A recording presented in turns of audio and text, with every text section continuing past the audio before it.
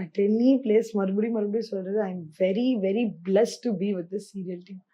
ஏன்னா இப்போ எனக்கு இப்போ தான் பர்சனல் ப்ராப்ளமாக இருந்தாலும் சரி, ஒரு டேட் விஷயம் whatever it is, இப்போ எனக்கு என்ன பர்சனல் ப்ராப்ளமாக இருந்தாலும் சரி, when I bring up the concern, அவங்க ஃபர்ஸ்ட் கன்சர்னே நீ ஓகேவா, ஆர் யூ ஓகே, நீ நல்லா இருக்கேனா என்னன்னு சொல்லு, அதுக்கப்புறம் நம்ம இது வேணா like will think about what ever it is.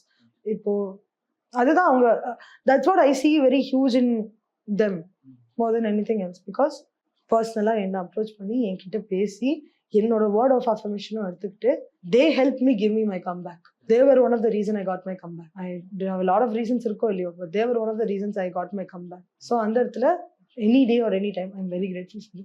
கடவுள் என்ன சொல்லணும், இது உனக்கு தெரிஞ்சுக்கக்கூடிய விஷயம் இல்லை, உனக்கு சப்போர்ட் பண்ற பீப்புளை நீ க்ளோஸா வச்சுக்கோ, அவங்களுக்கு ஏற்ற தக்க ரெஸ்பெக்டை கொடு, அவங்களுக்கு ஏற்ற தக்க மரியாதை கொடுத்து handle them with same care and respect, you receive every thing will fall in place for you அப்படின்ற ஒரு ஐடியாலஜியில் நான் ரீசெண்டாக நிறைய கற்றுக்கிட்டேன்.